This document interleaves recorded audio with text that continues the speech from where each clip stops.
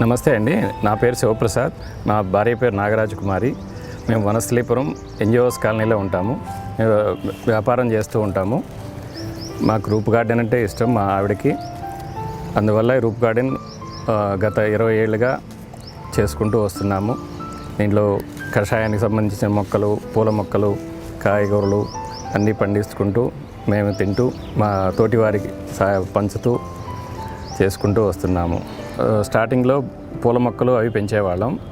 అప్పుడు ఫ్లోరింగ్ అంతా ఇది కొంచెం కొంతమంది భయపెట్టేవాళ్ళు, కానీ మేము భయపడకుండా మేము బాగానే పెంచుకుంటూ వచ్చాము. మధ్యలో ఒక 5 years బ్యాక్ ఈ ఫ్లోరింగ్ ఒకసారి అంతా చేయించేసి మళ్ళీ కూరగాయ మొక్కలు ఇవన్నీ కూడా ఎక్కువ పెంచుకుంటూ వచ్చాము. ఇది మాకు 133 acres బిల్డింగ్. ఇది దాంట్లో 1000 square feet దాకా ఇది వాడుకుంటున్నాం మేము.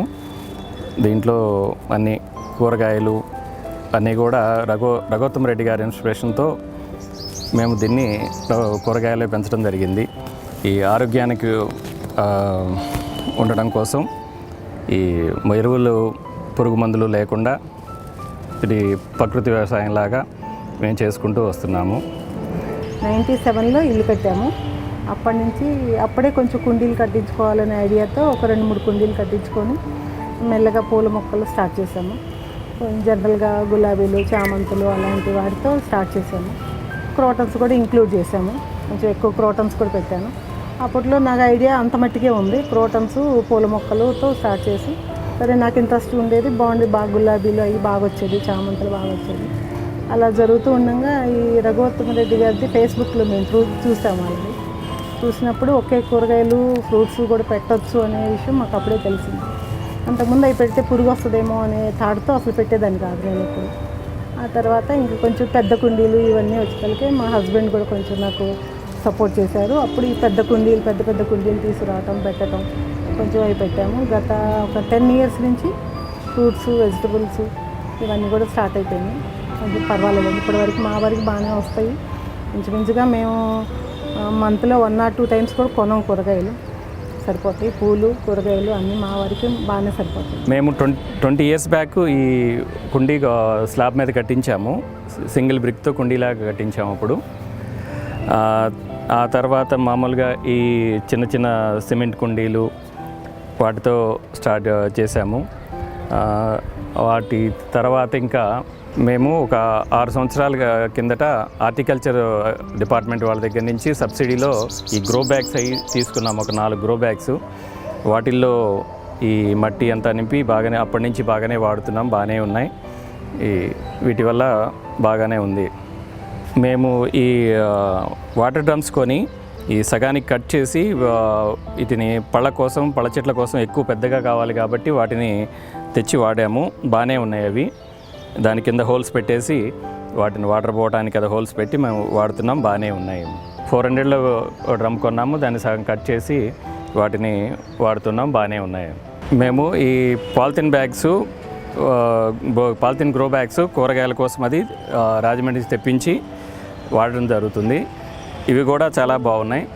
మేము ఇంట్లో వాడేసిన కూలర్ టాపు, ఇవన్నీ పెయింట్ బకెట్లు ఇవన్నీ కూడా వాడుకుంటున్నాము. వాటి వల్ల కూడా కొంత ఉపయోగం ఉంది మాకు. మేము రీసెంట్లీ ఈ తొట్లు కట్టించుకున్నాము. స్లాబ్ మీద ఆనకుండా ఒక హైట్ పెట్టి, 1 feet హైట్ పెట్టి వాటి కింద తేమ ప్రాబ్లం లేకుండా కూడా వీటిని కట్టించుకున్నాము. ఇవి కూడా ఇంకా బాగున్నాయి. 10 feetలోనే ఒక 1.5 feet వెడల్పుతో మిర్చి, దొండ, టమాటో, వంకాయ, బీన్స్, సొరకాయ, ఇవి ఆకుకూరలు వచ్చేసి పాలకూర, తోటకూర, పుదీనా, కొత్తిమీర ఇవన్నీ కూడా మేము సొంతంగానే పండించుకొని తింటాము.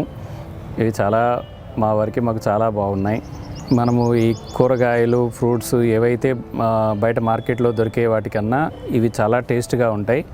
అవి మన ఆరోగ్యానికి చాలా మంచిది. మందులు వాడకుండా మనం సొంతంగా స్వయంగా పండించుకొని తింటున్నాం కాబట్టి మనం కాదరవల్లి గారిని ఫాలో అవుతుంటాము.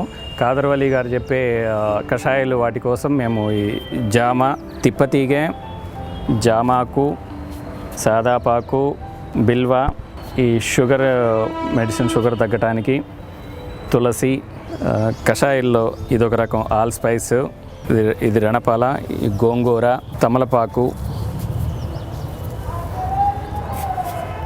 ఇది రావి, ములగ, అరటి.